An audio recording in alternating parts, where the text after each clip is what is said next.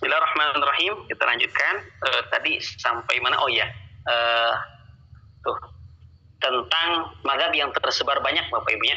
Ternyata kalau kita lihat, justru mazhab yang tersebar banyak di dunia nomor satu adalah mazhab Ahnaf, Hanafi.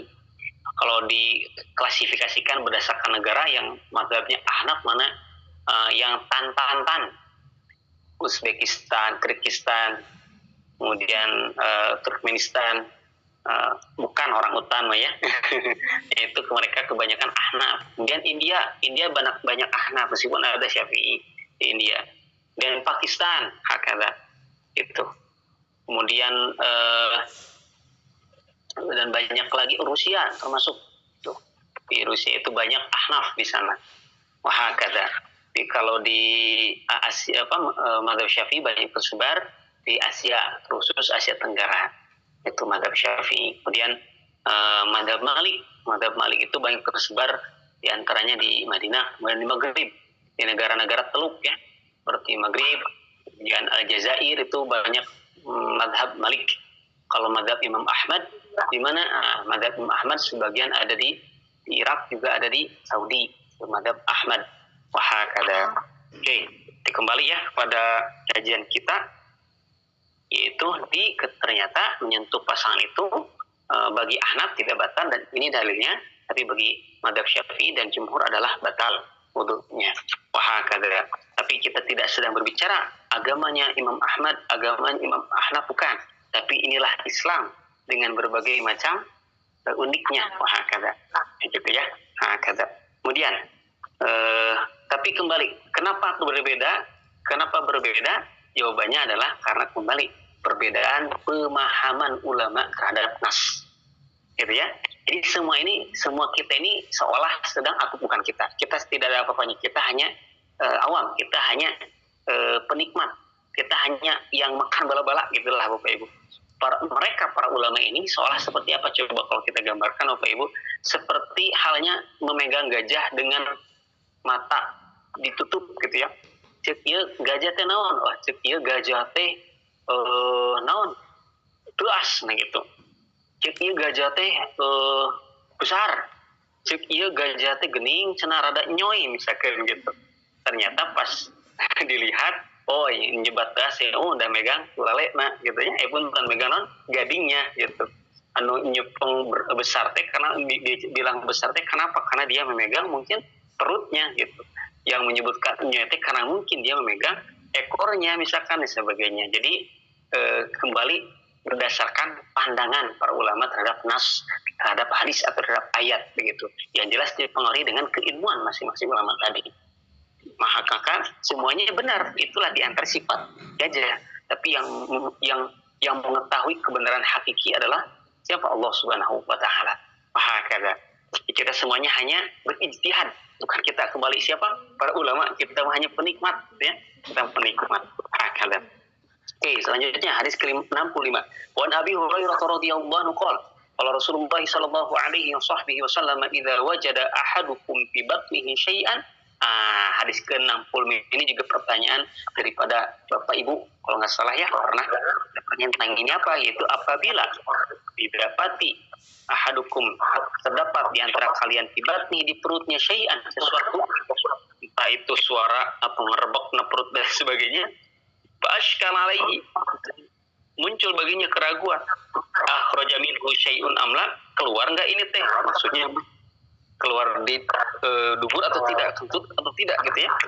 Fala yakhrujanna minal masjidi, maka tidaklah keluar dari masjid hatta yasma'a sautan aw yajida rihan, sampai dia mendengar suara atau menghirup udara atau menghirup sesuatu gitu. Artinya ya sampai yakin ada suara yang keluar itu kentut atau ada udara yang terhirup itu baunya. Nah, jadi kalau misalkan hanya suara di perut, tidak lantas wudu, gitu ya.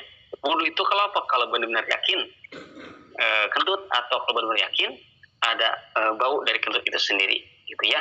Nah, ini menjadi dalil atau menjadi kaidah besar dalam ilmu ushul fiqh yang disebut dengan al-yaqinu la yuzalu bisyakki. Keyakinan tidak bisa dihapuskan dengan keraguan. Wahakada. Oke, hadis ke-66 wa an Talq bin Ali bin qala rajulun masistu dzakari. Oke, ini unik nih. Hadis ke-66, aku memegang zakarku, kemaluanku. Au qala ar-rajulu yamassu dzakara. Atau berkata rawi, ar-rajulu seseorang memegang zakarnya, kemaluannya fi sholati, dalam salat. Alaihi wudu, apakah baginya wudu? Apakah wajib baginya wudu lagi? Faqala Nabi sallallahu alaihi wasallam, la, tidak, lah. Innama huwa bad'atun minka, innama semuanya huwa itu zakar, bad'atun hanya bagian, minka darimu. Apakah, kembali, kalau tidak salah di Al-Majlis kita sudah jelaskan apa ya? Kita Bulughul Maram, Imam Ibnu Hajar meskipun beliau adalah mazhabnya Syafi'i, yang menulis kitab ini Bapak Ibu mazhabnya apa? Syafi'i Ibnu Hajar itu. Apakah berarti hadis-hadis yang ada dalam buku Bulughul Maram ini mewakili mazhab Syafi'i? Tidak.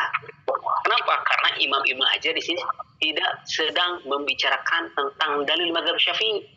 Ini kalau yang ikut pertama akan paham ya. Jadi kalau Bapak Ibu yang waktu majlis pertama nggak ikut, ini mungkin saya waktunya tepat untuk mengaktifkan kembali. Apa? Jadi Bapak Ibu, Bulughul Maram itu adalah kitab hadis ahkam, bukan kitab hadis mazhab Syafi'i. Ini syubhah karena sebagian asatid ada yang mungkin memberikan penjelasan dengan cara bahwasanya ini adalah kitab Bulughul Maram Imam Ibnu Hajar mazhab Syafi'i, tapi unzur kembali. Artinya apa kembali? Lihat, justru mazhab Syafi'i itu Imam Ibnu Hajar mazhab Syafi'i tapi menyebutkan hadis yang yukhaliful mazhab. Seperti apa? Kita udah pahami bahwasanya menyentuh kemaluan, menyentuh zakar adalah batal wudu. Tapi Imam Ibnu Hajar malah menulis hadis atau malah mencantumkan hadis yang justru tidak batal wudu seperti di sini. Nah, ini bukti bahwasanya pertama Imam Ibnu Hajar di sini memunculkan kekhususan beliau di bidang hadis. Dan memang betul beliau itu ahli di bidang hadis dan beliau menuliskan hadis-hadis ahkam. Artinya apa? Menuliskan hadis-hadis ahkam dalam kajian keislaman semuanya. Ini bukan sedang membela mazhab Syafi'i, tapi justru sedang memperlihatkan bagaimana Islam itu indah, bagaimana Islam itu ini ada pendapat yang seperti ini mereka dalilnya. Ada pendapat yang mengatakan ini mereka dalilnya. Gitu ya. Nah, ini unik Imam Ibnu Hajar ini. Inilah yang disebut wasatri, inilah yang disebut toleran. Bagaimana seorang Imam Ibnu Hajar yang jelas beliau mazhabnya Syafi'i. Saya tekankan bahwa Imam Ibnu Hajar itu mazhabnya Syafi'i itu lain. Tapi ketika beliau menuliskan hadis, beliau di sini harus punya etika ilmiah, gitu ya. Punya etika ilmiah yang mana harus objektif. Artinya beliau menuliskan memang ada hadisnya. Orang yang beda pendapat sama saya juga ada hadisnya, ditulis hadis seperti hadis ini, gitu ya. Ini sudah kita pernah jelaskan di majlis pertama di mukadimah tentang kitab Bulughul Maram. Oke, selanjutnya. Nah, ini lanjutkan kata Nabi SAW tidak. Kenapa? Karena zakat itu bagian daripada kamu, gitu. Nah, ini bagi mazhab yang lain. Karena di mazhab yang lain ada yang menyebutkan bahwasanya ketika memegang kemaluan itu tidak batal wudu. Tapi bagi mazhab Syafi'i adalah membatalkan wudu. Mana dalilnya? Dalilnya adalah, coba Bapak Ibu bisa di hasyiah nomor 13, akhir satr di halaman 38 ini naik di bawah. Nah, di bawah hasyiah nomor 13, ma yustafadu minal hadis. Al-mu'tamadu. Al-mu'tamadu artinya yang disepakati atau yang dipakai. Inda Syafi'iyyati, dalam mazhab Syafi'i adalah yunqadul wudu, batal wudunya. Oke, 5 menit lagi. Yunqadul wudu, batal wudu. Bimasi az-zakari, bimasi dengan memegang az-zakari kemaluan. Nah, jadi dalam Syafi'i mah batal wudu ketika memegang kemaluan. Itu yang mu'tamad. Itu yang mu'tamad, yang disepakati, yang dijadikan pijakan dalam ifta, dalam berfatwa. Wahakadha. Oke, kita lanjutkan. Wa an Busrata binti Safwan radhiyallahu anha Rasulullah SAW qol man massa dzakarahu falyatawadda. Nah, ini justru di hadis selanjutnya adalah dalil bagi terkhusus di sini mungkin mazhab Syafi'i. Itu apa? Nabi SAW berkata, man massa, barang siapa yang memegang dzakarahu, dzakarnya, kemaluannya, falyatawaddo, maka lamnya lam lil amri, maka wajib atau maka baginya wudu, harus berwudu ketika memegang bakarnya. Wahakada, ini menjadi dalil bagi yang mewajibkan atau yang mengatakan batal wudu ketika memegang kemaluan, termasuk mazhab Syafi'i yang 6 tadi ya, yang batal wudu tadi yang 6 dalam mazhab Syafi'i. Oke, hadis ke-68. Wa Aisyah radhiyallahu anha anna Rasulullah sallallahu alaihi wasallam qala. Sebentar Bapak Ibu, ada nukta hadis yang penting nih. Sebelum ke hadis 68, di kalimat terakhir di hadis 67 tadi, akhrajahul khamsatu, kita kalau tahrij tidak dibaca Bapak Ibu, maaf ya. Kenapa? Karena kajian kita adalah kajian hadis secara bacaan atau secara terjemah secara umum. Karena kalau berbicara kajian hadis secara detail itu akan lebih lama lagi. Ini aja target kita hatam kitab 40 hari kayaknya nggak akan nyampe Bapak Ibu. Kenapa? Karena Masya Allah, kalau hanya dibaca mungkin nyampe, tapi ya kita tidak akan dapat faidah. Mending satu-satu aja ya, mending satu-satu aja sampai paham insya Allah. Nah, ini ada kalimat unik nih, akhrajul khamsatu wa sahih Tirmidzi. Ini maksudnya nggak sering kita baca karena bukan fokus kita di kajian hadis. Tapi yang unik di sini apa? Wa qala al-Bukhari. Imam Bukhari berkata, huwa as-sahhu syai'in fi hadzal bab. Nah, ini hadis ini kata Imam Bukhari, huwa as-sahhu syai'in. As-sah itu apa? Isim tabdil dari sahih. Artinya apa? Yang paling sahih fi hadzal bab. Jadi dalil yang paling sahih fi hadzal bab. Dalam bab apa? Dalam bab batal wudu gitu. Apa di antaranya? Itu man massa dzakarahu. Gitu ya. Ini yang membenarkan mazhab Syafi'i. Tapi kembali, kita tidak sedang berbicara tentang mana yang benar dan yang salah. Tapi kita sedang memperlihatkan bagaimana toleran dalam Islam. Hakada, dan masing-masing punya pijakan dan wahakada. Hadis ke-68. Wa Aisyah radhiyallahu anha anna Rasulullah sallallahu alaihi wasallam qala man asabahu qay'un aw ru'afun aw qalasun majjun falyansarif falyatawadda. Nah, dari zahir hadis dimaknai atau dipahami dari zahir hadis bahwasanya barang siapa yang asabahu qay'un, muntah, au ru'afun atau mimisan, au qalasun, mana qalas al-qayl alladhi la yazmin al-ilfam au dunahu. Qalas itu bermakna qay juga. Jadi seperti hal muntah yang sedikit, di sini disebutkan la yazidu an mal-ilfam. Jadi tidak melebihi terbukanya mulutnya, dia hanya sedikit, maka kolas ini juga bermakna muntah, tapi muntah yang sedikit. Au madhyun, atau keluarnya madhi, tadi tayak madhi, falyan sorif, maka hendaknya keluar untuk falyatawaddo, untuk berwudu. Sumal liyabni ala sholatihi wa huwa fi dzalika la yatakallam.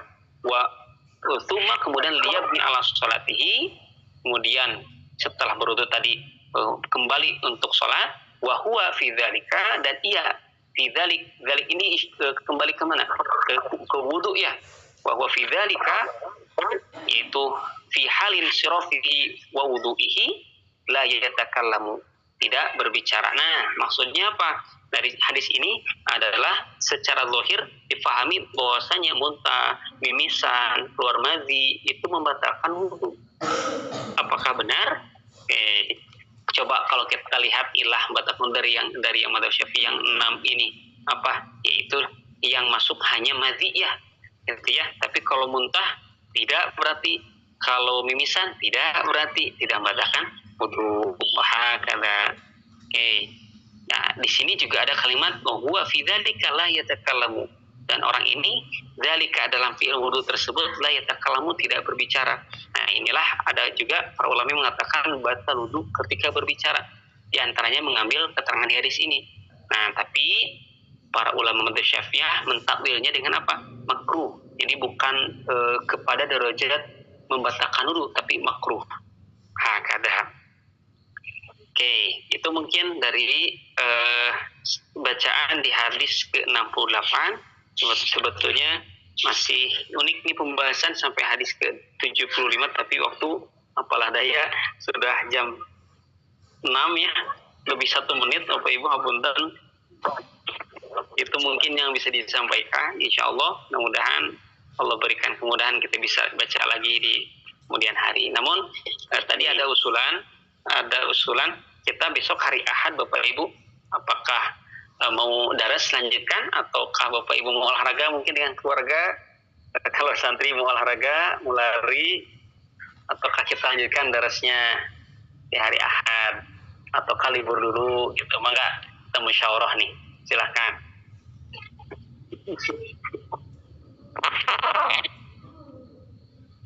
Bagaimana? Oke. Saya istirahat dulu buat Ustaz.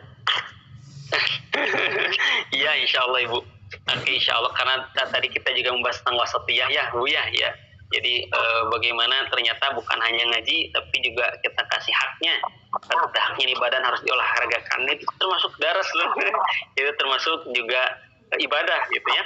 Jadi insya Allah besok mungkin kita mangga ajak keluarga Bapak Ibu jalan-jalan ya. Jadi ngawasnya dengan jalan-jalan, dengan olahraga, dengan refreshing. Tafadhol silakan. Jadi insya Allah besok tidak ada daras. Kita mulai lagi nanti hari Senin insya Allah. Dan insya Allah mohon maaf kemarin di majlis ketiga, majlis yang kemarin kelima dan hari ini, nah maka saya akan maksimalkan untuk maksimal besok sudah tersebar semuanya di kesimpulan majlis ketiga, 5 dan ke-6 insya Allah. Kalau ada pertanyaan boleh nanti di grup, tulis saja. Narokumullah khair, sehat selalu Pak Ibu, salam untuk keluarga. Mudah-mudahan kita bisa bersua kembali hari Senin dan keadaan satu afiat. Terhun, Assalamualaikum warahmatullahi wabarakatuh. Waalaikumsalam.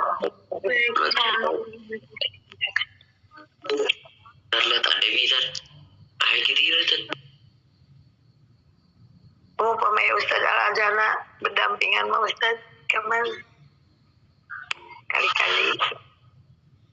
Jazakallah khairan.